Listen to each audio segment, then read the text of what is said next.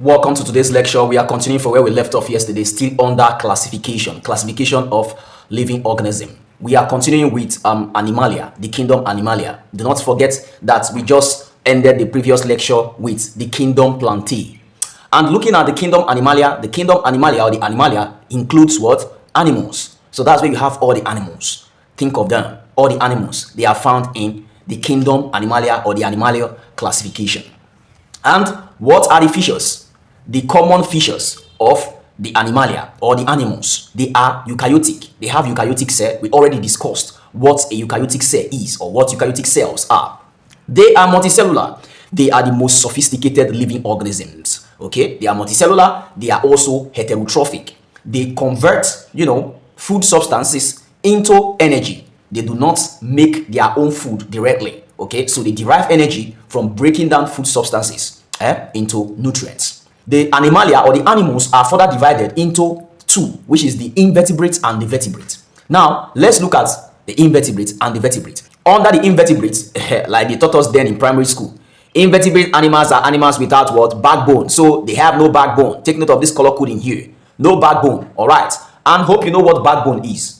That backbone, that's where this name vertebrate was derived from. Okay, the backbone is the vertebral column. Okay, that bone at the center of your back that runs through the base of your neck, under your neck to your butt. Okay, that is the backbone. All right, and the invertebrates includes coelentrates. And the major feature of a coelentrate is that it has a radially symmetric body. Okay, radially symmetric body, or radial symmetry. That's the feature of its appearance. That's a body shape. Okay, so Jamb loves setting questions from this coelentrate, asking you an organism has a radial symmetry, or an organism is radially symmetric. What is that organism, or what is that animal? What animal is that? Is it hydra? Bring certain options for you, or they might bring the classification. Is it a coelentrate? Is it a nematode? Is it a platyhelminth? Is it an arthropod? And so on and so forth. So get used to all these. All right. You have to also remember that this lecture is tailored from Jamb syllabus. Hope you are making your notes. Hope you are jotting down, because you can't pick everything in this lecture. You can't pick anything in this lecture. I expand a lot, because as I continue to teach, the vibe comes in, ideas come in, and I get inspiration from questions, Jamb UTME questions I've seen in the past. So I share them here. So ensure you are making your notes. Jot in your biology notebook. All right. Examples of coelentrates. They are called coelentrata. Okay. That coelentrata is the name of their class. Okay, their class under the invertebrate, coelentrata, but you can call them coelentrates. All right, so they include hydra. You know hydra now. Jamb also loves setting questions from this hydra, and we are going to look at the diagram of hydra very soon. So hydra is a cnidarian, okay, with tentacles. So hydra uses its tentacles to attract food into its gullet. All right, that's the major function of this tentacle. It uses a tentacle to attract digestible substances into its gullet, or that place that looks like mouth. Okay, the next we have here under the invertebrate animal is the platyhelminths. The platyhelminths consist of the flatworms. Okay, the flatworms such as tapeworm, and one that worm now that is called a free living worm, planaria. Okay, free living. It's not parasitic. All right, it's not parasitic. It's not a commensal worm. It's free living. So planaria, it's found in fresh water. All right, so tapeworm is parasitic. All right, most flatworms are parasitic. Okay, and tapeworm is one of them, and is under the family Taenia. All right, so tapeworm possesses one important structure that it uses to clog onto its host. Okay, what is the name of that structure possessed by tapeworms? That's your assignment. All right, so you go find that out. The adaptive structure of tapeworm, it uses to attach to its host and derive nutrients from its host. All right, so the next we have here under the invertebrate animal is nematoda, and under the nematoda family, it consists mainly of the roundworms, all those worms with a coil like this. Okay, roundworms. The roundworms is very common in humans, the human alimentary canal, in the intestine, when we ingest them from infested meats and infested food substances. All right, so the next is the annelida. Okay, you can call them annelids. Collectively, you call them annelids. All right, they are segmented. Their body are segmented, just like tapeworm, or just like platyhelminths or flatworm. They also have segmented body. Okay, then these annelids also have segmented body, but it all boils down to the way that this body is segmented, or how their body pattern is segmented. So the type of segment we have in the annelida or the annelide is that kind of segment that, you know, you have the head, then you have the other body. It's just like a tube, okay, cylindrical body, you understand? So an example of an organism or an animal under this annelide or annelida is earthworm, okay? Earthworm is one of them. And earthworm has one adaptive feature for excretion. What is it called? I will tell you this one. This one is called nephridium, all right? It uses nephridium for excretion, all right? And it has a kind of skeleton called a hydroskeleton, okay? Hydroskeleton is an endoskeleton, hydroskeleton, okay? A specialized form of skeleton that prepares the tapeworm that enables its locomote, all right? The next we have here is arthropoda. And arthropoda are distinguished by their jointed appendages. And these jointed appendages are made up of sheathing. This sheathing consists of, you know, carbonates, calcium carbonates, made mainly of calcium carbonates and carbohydrates, all right? So they also have another hard covering, okay, also made of calcium carbonates, all right, and sheathing, okay? That's what their outer body are made of. They are made up of exoskeleton. What I just mentioned, the calcium carbonates and the sheathing are the building block of their exoskeleton. Examples of arthropods include mosquitoes, cockroaches, houseflies, bee, butterfly, and so on and so forth. All those animals with, you know, exoskeleton, they are all arthropods, okay? And arthropods or the arthropoda is further divided into four. It includes the insecta, which includes the insects. That's where you have insects. You have crustacean, okay, where you have the crustacean like prawns, that's where you have them. Then you have the arachnid, okay, the arachnida. What do you have in the arachnida? You have spider there, all right? Spider has a kind of double segmented body, including the prosoma and the opistosoma. The fourth and the final division of the arthropoda is the myriapoda, where you have a millipede, all right?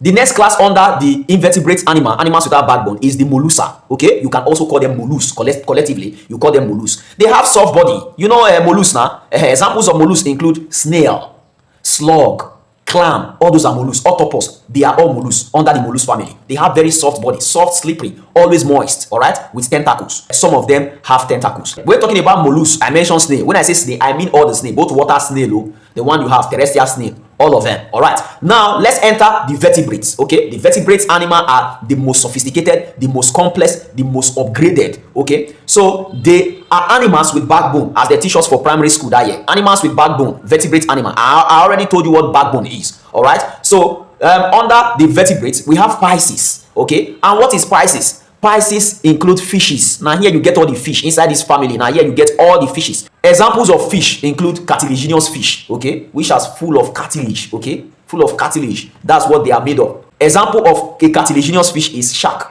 all right? Then we also have the bony fish, okay, which is tilapia, the one that is very common here in Africa, all right? That one you have lots of bone inside. You have lesser bone in shark and more flesh in shark. So those are the differences between bony fish and cartilaginous fish. Now the next we have under the vertebrate classification is amphibia, and you can call them amphibians collectively, and they have a dual life. When you say they have dual life, it means that they are half aquatic animals and they are half terrestrial animals. They spend some of their lifespan in water and they spend some of their lifespan in, you know, land or in the terrestrial habitat, all right? They spend some of their lifespan or some of their life cycle in water, which is in aquatic habitat, and they spend some of their life cycle on land or in terrestrial habitats, all right? So they include toads and frogs. And one peculiar thing about the amphibians are they have this buccal cavity, okay? They use their buccal cavity assist them in respiration, okay? Their buccal cavity, this is their floor muscle here. That's why the jaw of the frog is always like this, because of that buccal cavity. We can also explain the method at which frog breathes, okay? Frog breathes in two ways. They breathe through cutaneous respiration, which is through the skin, okay? Cutaneous respiration through their skin and also through their lungs, okay? They breathe through the skin, gaseous exchange through the skin and also through the lungs. So the buccal cavity, the floor of the mouth helps in respiration through the mouth, okay? Because they take in water. They don't take in air. When they are in the aquatic habitats, they take in water, okay? So the buccal cavity and their lungs help in their respiration. And they also have a kind of heart that is called a triple chambered heart. They have two atrium and one ventricle. Two atrium and one ventricle. That's the kind of heart found in amphibians. But in fishes, you have two chambered hearts, all right? You have one atrium and one ventricle in fishes. And fishes have what is called the open and single circulation, all right? Single circulation. But the amphibians also observe double circulation, where blood goes to the lungs and return back. All right. So, but fish is single circulation. Once the blood comes, both oxygenated blood and deoxygenated blood, it mixes together and continues circulating in the system because they have just one atrium and one ventricle. All right. The next we have here under the classification is the reptilia, and under the reptilia, they are scaly. That is their unique, appearance. How you know reptiles? Most of them are what? Scaly. They get scale for their skin. All right, scale for their body surface, scale. All right, though fishes have scales, reptiles also have scale. Okay, examples of reptile include lizard, snake, turtles, and so on and so forth. One peculiar thing about this reptile is that they are cold-blooded animal or animals called the poikilothermic animals. Okay, their temperature varies with the temperature of the surrounding. Their temperature does what? It varies with the temperature of the surrounding. So the temperature of the surrounding determines their temperature. Poikilothermic organism or poikilothermic animal. Okay. The next we have here under the classification is apes, and apes include all birds. You know birds now, all birds, both the flying birds and the non-flying birds. The flying birds are like dove, eagle, and so on and so forth. They spend most of their life cycle in the arbora habitat or in the arbora ecosystem. All right, that's in air. Okay, they spend most of their life cycle in air, while the non-flying birds spend most of their life cycle in the terrestrial habitat on land. And the flying bird include, like I gave you example before, dove, eagle, owl, and so on and so forth. While the non-flying birds include chicken. You know chicken, you have the roosters, you have the peacock. All those are non-flying birds. They don't fly, even though they fly, they just fly from here to here. They don't come down back. Okay, they are not designed for long-term flights. All right. So the next we have here is Mammalia, and this is the most sophisticated, the most advanced animal, or the most advanced vertebrate. They are mammals. Okay, this is where you have humans. Okay. The Mammalia is where you have all the mammals. Okay, all the mammals, and you know the features of mammals. Okay, they are what? Homothermic. Okay, that's they have one particular temperature range, so they can stand the reds. They have 4 chambered hearts. They breathe with, they have 2 lungs. A lot of features of mammals. Okay, they are furry. Okay, they have the hairy skin. Okay, hairy body, that's furry. A lot. So you go and do your homework on the features of mammals. Okay, now let's look at the features and the characteristics of invertebrates. Invertebrates, that's animals without backbone. Okay, the first feature of the characteristic is hydra. Hydra has a simple polyp. All right, a simple what? Polyp. That's the what? The major feature of hydra, a simple polyp. And remember that hydra has one structure called the mesogly. Okay, the mesogly, and that mesogly makes up the middle part of the hydra. That's where that movement of nutrients and substances go on. So the next here under the features of invertebrates is for the arthropod. They have exoskeleton. I already explained this before when I was explaining this arthropod. Okay, the arthropoda. Okay, they have exoskeleton, and they are also insects that have wing. Okay, insects such as butterfly, mosquito, housefly, all those are insects with wings. So they possess exoskeleton and wings. All right. Now let's look at the features and characteristics of the vertebrates. They include fishes possess gill/fin. The function of gill in fish is to aid in respiration and breathing in water. All right, that's the function of gill. And remember that gills have different parts. Okay, and the different parts of the gill has different, different function. All right, you have the gill raker, you have the gill filaments, you have the gill ridges. You have about 4 to 5 parts of the gill, and they all have their functions. Okay, so do well to look at the functions of every part of the gill. Okay, because I can't include everything in this lecture. It's going to make the lecture too long. Okay, that's what I'm trying to avoid. So the gills and the operculum, you have the operculum covering the gill in fishes. And what is the function of the operculum? The operculum acts as a control center. Okay, it controls the amount of water that enters and leaves the gill. Okay, so the fin in the fish is also an adaptive feature in the fish, or a characteristic of the fish. When you see fin, you know that yes, this is a fish, it has a fin. Okay, and what is the fin used for? What's the function of the fin? The fin is the structure that helps the fish maneuver in water. Okay, it helps in direction, and we have different fin. We have the dorsal fin, we have the ventral fin. We have about, I think, about 4 fins. All right, so they all have their functions, but fin, the general function of fin in fishes or in Pisces is for movement. Okay, directional movement. This particular fin controls movement to the right side. This particular fin controls movement, spinning movement. So do well to check all the functions of each fin. Okay, you have the dorsal fin, you have the ventral fin, different fin. I think it's about 4 to 5 fins in fishes. All right, so do well, especially the major ones. Both of these major fin. You also have the terminal fin, that one you have in the tail. Okay, the tail of the fish, that fin. Okay, so you have to know the functions of those fin. What kind of movement does it give the fish? I remember that sometime 2 years back I saw a question pertaining to this fin of fishes.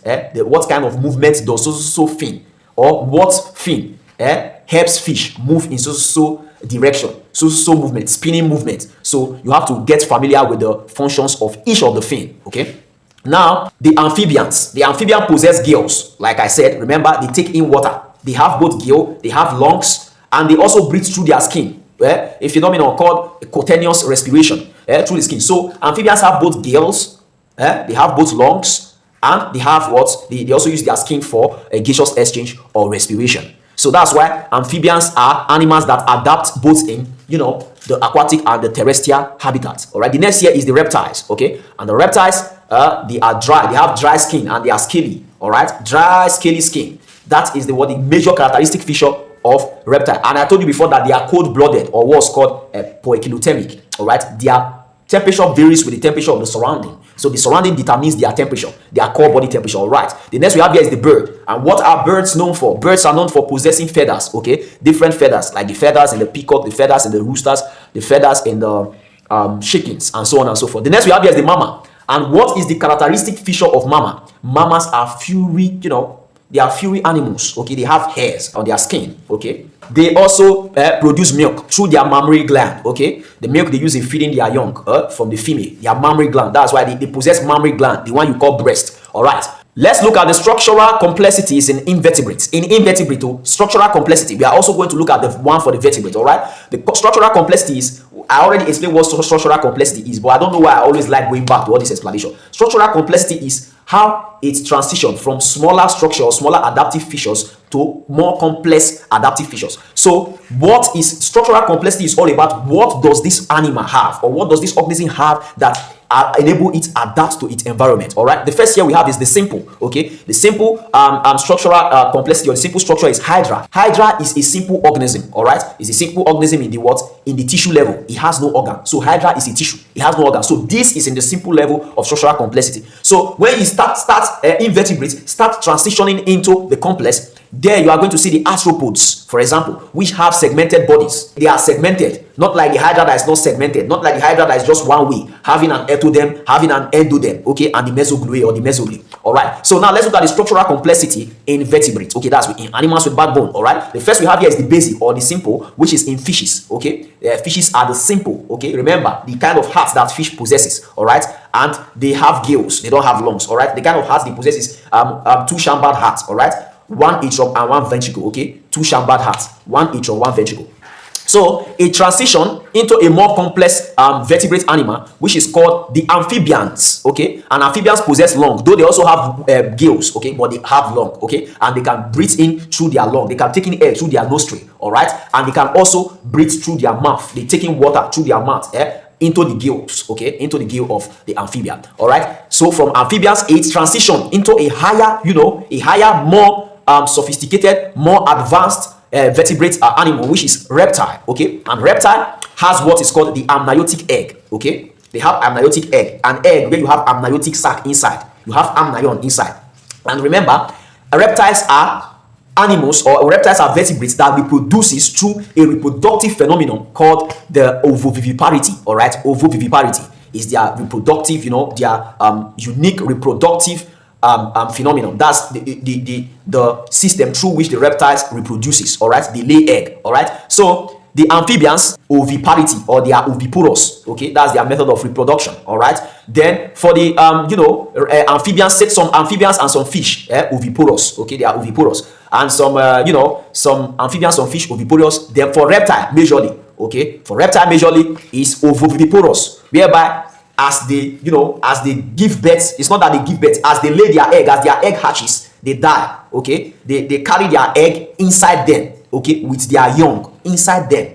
The egg is inside them, so the egg hatches in them and they die. For them to reproduce, they die during the process. That's ovoviviparity. All right, so birds are oviporous. Okay, they are oviporous, they lay egg and the egg hatch externally outside their body. But for mammals are viviporous. Okay, mammals are viviporous. Viviporous animal are animal that reproduces through, they take in their young. Okay, their young develops inside them, receive nutrients from them, receive shelter from them, inside them, internally. All right, and they eventually gives birth to their young. All right, and their young feeds from their mammary gland. All right, so you can see how it's transitioned from reptile, okay, reptilia, to bird, okay, birds. And birds are known for what? Flight. All right, that is a more adaptive or a more advanced feature, flight, having wings for flight, okay, wings and feathers for flight. All right, then for mammals, okay, it transitioned into the most sophisticated, into the most advanced, into the most complex, into mammals. Okay, mammals have advanced brains. Okay, they have advanced brain. That's why mammals are able to, you know,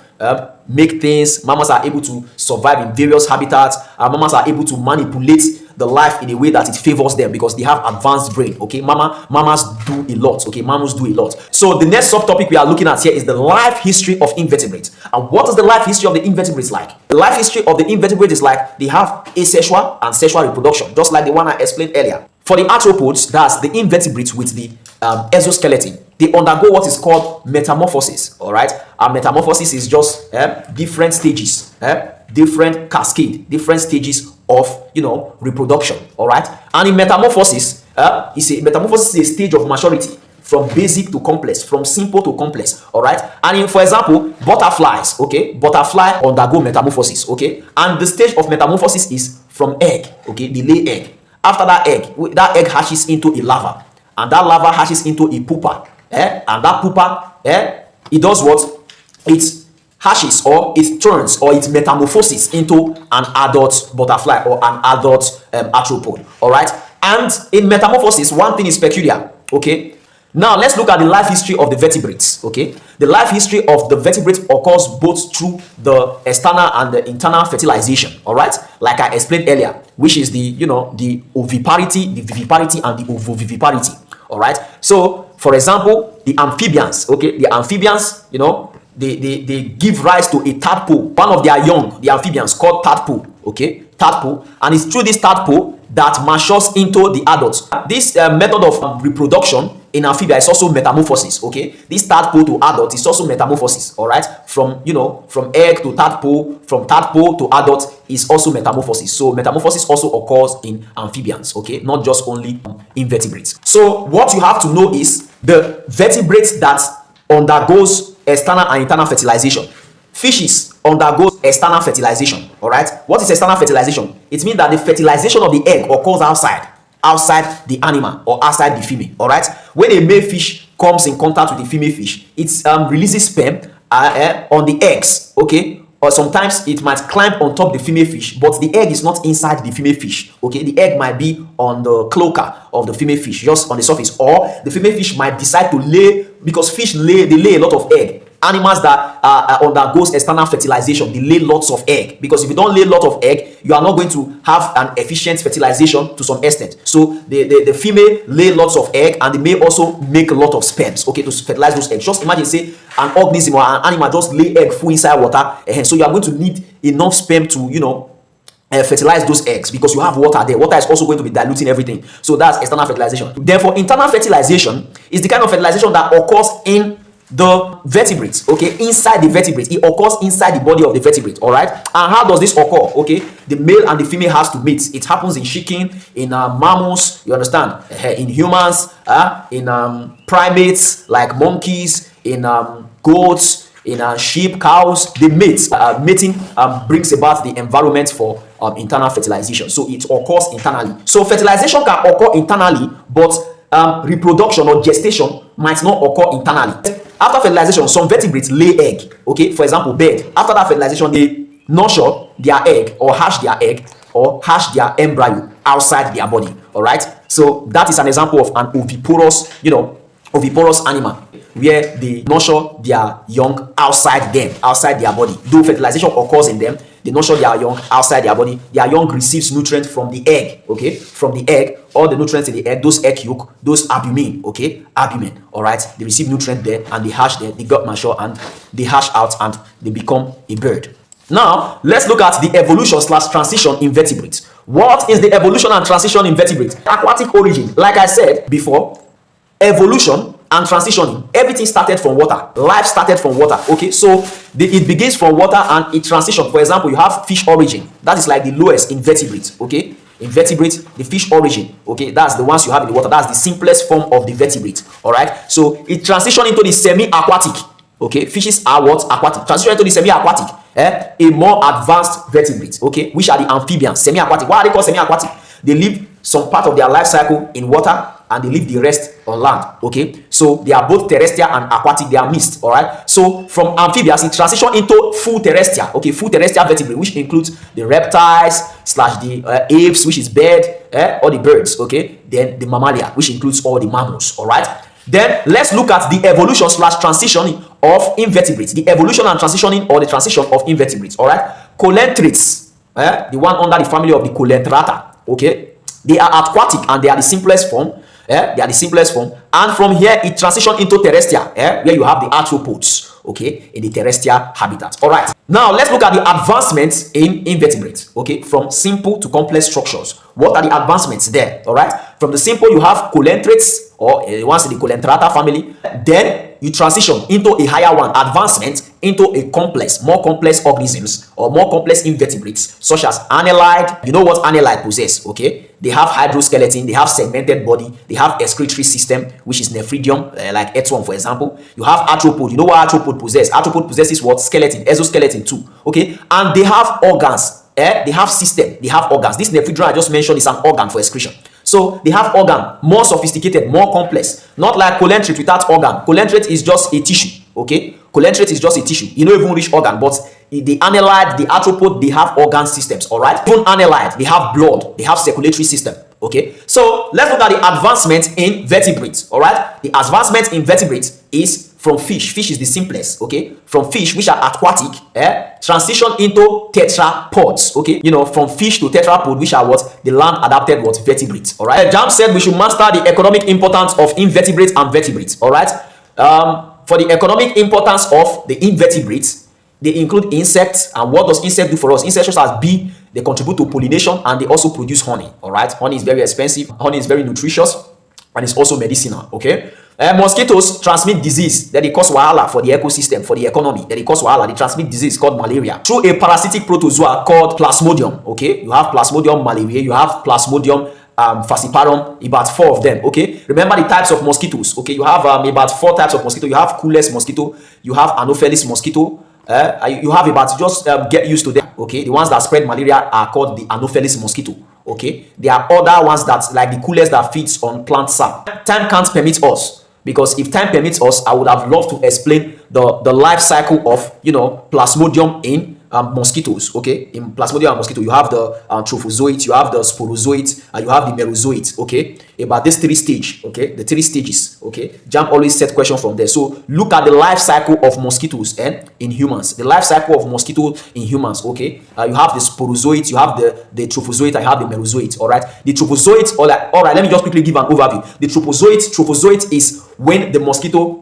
is ready to produce, you know, eggs, okay? Eggs that is going to be, you know, transmitted to another host, all right? Then the sporozoite is when this egg is fully mature, okay, to be transported into other hosts. Then the merozoite is when the Plasmodium attacks the cells of the individual, okay, especially the red blood cells, okay, attacks the red blood cell and it destroys the red blood cell, okay. The red blood cell ruptures, okay. That's the active stage of malaria, the merozoite, all right. The next we have here is the economic importance of cockroach, and cockroach is a pest. It disturbs us in our environment, okay? Cockroach creates disturbances in this environment. They don't let us rest for our environment, all right? Now, let's look at the economic importance of the vertebrates, all right? The economic importance of the vertebrates includes fishes. For example, fishes are sources of food. Mammals are also sources of food, okay? They are livestock. We make money from them, okay? Animal husbandry, okay? Rearing animals, okay? They are source of income, okay? They are source of business opportunity. They are source of jobs, okay? And we also rear animal for milk, okay? Milk, livestock for milk and meat, and so on and so forth. Invertebrates are also used for experiments, okay? For example, testing drugs, okay? Before you test it in humans, you first of all test it in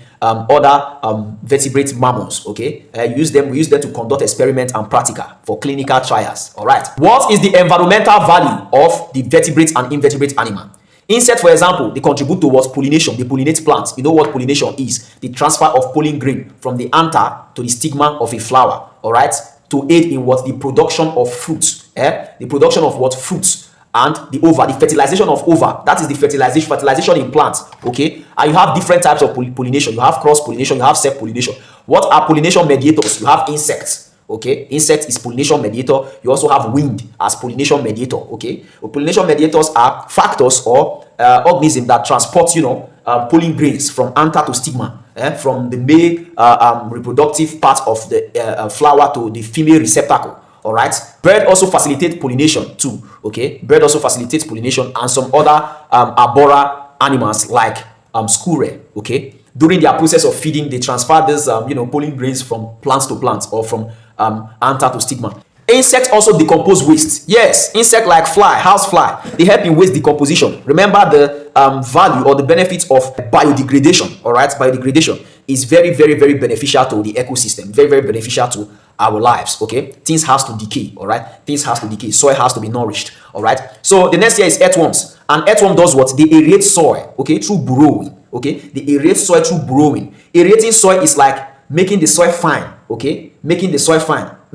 fine in a way that the soil absorbs more water. It makes soil absorb more water by increasing the porosity of the soil. Okay, that's what earthworm does. And after this aeration of the soil, the aeration makes the soil to become more appropriate, more suitable for planting and cultivation. Okay, all right. Then under the vertebrates, we have birds and mammal. Bird help us control pests, because bird, they eat pests. All right, they eat pests. That's the environmental value. They help us eat pests, because pests now they are food. All right, so mammals help in what? Seed disperser. What is seed disperser? You eat seed, you chop mango finish, you carry the seed, throw them, go another land. You are dispersing the seed, spreading of a particular plant. That's seed disperser. Okay, so that plant will go grow for there. Another person will chop again, mango for there again. He go from there, throw seed, go. Now so plant they spread for the whole world. So that's what mammal helps do. Environmental value of mammals too. All right, this is the classification of living organism in a diagram. Okay, taxonomy. Okay, the study of classification. Under the very first one, which is called the moneran, this is the moneran. You have bacteria there. Look at bacteria. See bacteria. Yeah, all these ones are bacteria.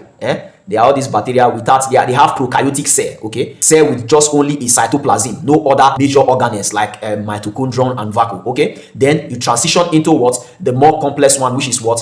The protistas. Okay, and the protista includes the protozoa and the protophytes. That's where you have all the protozoa. For example, you have Plasmodium here, the one that used to cause malaria. You have Amoeba here. You have all those protozoa. Now here, the paramecium. You have paramecium here too. Then from here, it transitions into fungi. You know, fungi have hyphae network. They don't have chlorophyll. They are avascular. No vascularity in them. You can see mushroom here. This one is mushroom. Then this one is mucor or rhizopus. And fungi can either be what? Saprophytic or parasitic. The saprophytic ones are like these examples here. Like this mushroom and rhizopus. Rhizopus has a specialized feature called sporongia, and this sporongia produces spores for reproduction. Okay, it is through these spores that it disperses or spread its spores for reproduction. Present in what? In rhizopus or in mucus. Okay, they can either be saprophytic or parasitic. All right, these are the saprophytic ones that decay substance, organic substances. All right, then for the parasitic ones are the ones that are found in living environment, like the one that attacks your skin, causing you skin infection, fungal skin infection, like eczema. For example of that one is mycosis. Mycosis is an example of parasitic fungus. Okay, so it transitioned into the kingdom Plantae or the plants, and these are the plants. Okay, and you have the flowering plants and the non-flowering plants. Okay, under the what? The spermatophyta. So plant has several division. Okay, plant has several division, but what we are looking at here is the seed plant and the plant without seed. Okay, that's under the spermatophyta. You have the seed and the flowering plant. All right, this one that you are seeing here, this tree is a flowering plant. This one you have here is the liverwort. Okay, liverwort. The classification further transition into the most complex, which is called the animal. That's where you have all the animal. You have the Pisces, you have the echinodermata, animalia classification, which is this. You have the starfish there. All right, you have spider, you have mammals, you have octopus, coelenterata, and so on and so forth. We already treated that. Now let's take a look of the classification of animals. Okay, vertebrates on the left hand side, on the right hand side you have the invertebrates. Under the vertebrates, animals with backbone, we know them. Under the animals with backbone, you have warm-blooded, which is what? Homothermic, and the what? Cold-blooded, which is what? Poikilothermic. All right, under the homothermic, which are the animals that they have one particular temperature range. Okay, they have one particular temperature range. You have bird and you have mammals there. Then under the cold-blooded or the poikilothermic, which are animals that their temperature varies with the temperature of the surrounding. They are also called cold-blooded. Okay, you have fish there, you have reptiles there, and you have the amphibians there. Now let's look at the invertebrates. Okay, under the invertebrates, they are animals without backbones. Okay, they don't have backbone. All right, and they are further divided into porifera. You have the cnidarian. You have hydra here, And you have the platyhelminths or the what? The flatworms, okay? That's the platyhelminth, like tapeworm or tinea, for example. And you have the mollusa, okay? The mollusa having this calcium carbonate shell coverage, okay? Where you have the snail, you have the slug, you have the clam, you have octopus, all right? So that's where you also have the echinodermata, okay? The echinodermata, the starfish, that's where you have the starfish, all right? Then you have the annelide, okay? The annelide where you have the earthworm, okay? The cylindrical body, segmentally cylindrical body, cylindrical, okay? Having the hydroskeleton. Remember, not only the earthworm have this hydroskeleton, you also have hydroskeleton in mollusa. Movement is enabled by two structures in mollusa, okay? The muscular structure, the muscular structure of its base and its hydroskeleton. That's what enables it to move, okay? So the next we have here is the arthropoda, and under the arthropoda you have arthropod, like I told you before, it's divided into three: the crustacea, the arachnid, the insects or the insecta, and the myriapoda. Under the myriapoda you have millipede there, okay? Millipede. And you also have centipoda under the myriapoda, also subdivided into the centipoda, where you have centipede. You have under the insect, you have all the insects here, all the insects, butterfly, you housefly, you mosquito, all of them are here. Then under the arachnid, you have the spider there here, double segmented body, one that forms the head, which is called the prosoma, and the other one that forms the the abdomen, which is what? The opistosoma. Then you have the what? The crustacea. This is where you have prawn and so on and so forth. I know you are going to love this view here. You love this view, so look at this view for more memorization of this. All right. Now, let's look at the structure of the hydra, because Jamb loves setting questions from this hydra, okay? Hydra is a multicellular organism, it's a tissue, all right? It's at the tissue level. You can see the tentacle, like I said before, it is through this tentacle that it uses to, it attracts, food substances or its host with this tentacle. That's what it uses to pull, food substances into the esophagus or the mouth or this gullet here, okay? It uses this tentacle to pull, okay? And this tentacle contains poisonous claws, okay? That it uses to destroy or kill its hosts, okay? So this place is called the hypostome. The entrance of the mouth or the gullet is called the hypostome, okay? Then the middle, okay, this center of the side, the body, this center here, this middle part of it is called the mesogly, okay? Some textbook might call it mesogloe. Some textbook might still call it mesogloe, okay? So it's called the mesogly, okay? This is its bud. It reproduces through budding. All right, true budding. You know what budding is now? Like plantain, we go to form bud. You go to see on small plantain for the body. There is a difference between budding and the one that is possessed by a mushroom.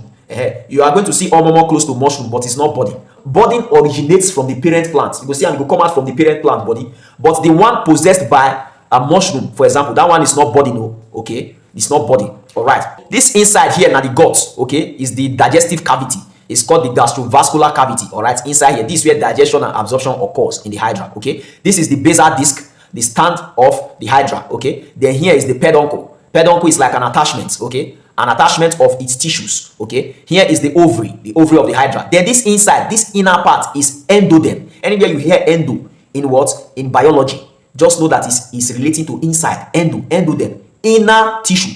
Inner what? Inner protective tissue. That's the meaning of endoderm. Derm is protective tissue. Inner protective tissue. Then for the ectoderm is this external part, okay? Ectoderm, external protective tissue. When you hear ecto, no, it's external. So this is the what? The description of hydra. Now that we have completed this topic, classification of living organisms, understanding the 5 kingdoms, which include the kingdom Monera, the kingdom Protista, the kingdom Fungus, the kingdom Plantae, and the kingdom Animalia. Let's now take some Jamb must repeat questions to test the knowledge we've acquired so far. Jamb must repeat question 139. Which of the following kingdoms consists of prokaryotic organisms? A. Protista, B. Fungi, C. Monera, D. Plantae. You know book, drop the answer in the comment section. Question 140. The evolutionary transition from water to land is best demonstrated by the progression from A. Monera to Protista, B. Bryophyta to Pteridophyta, C. Pisces to Amphibian, D. Reptilia to Apes. What's the answer? You know book, drop the answer in the comment section. Question 141. Which of the following is an example of unicellular organism in Protista kingdom? A. Spirogyra, B. Rhizopus, C. Euglena, D. Mushroom. What's the answer? You know book, drop the answer in the comment section. Question 142. Plants classified as perennial are those that A. Complete their life cycle in 1 year, B. Complete their life cycle in 2 years, C. Live for more than 2 years, D. Produce flowers only once. What's the answer? You know book, drop the answer in the comment section. Question 143. The advancement from invertebrate to vertebrate is shown by the development of what? A. Exoskeleton in Arthropoda, B. Backbone in Pisces, C. Tentacles in Coelenterata, D. Segmentation in Annelide. What's the answer? You know book, drop the answer in the comment section.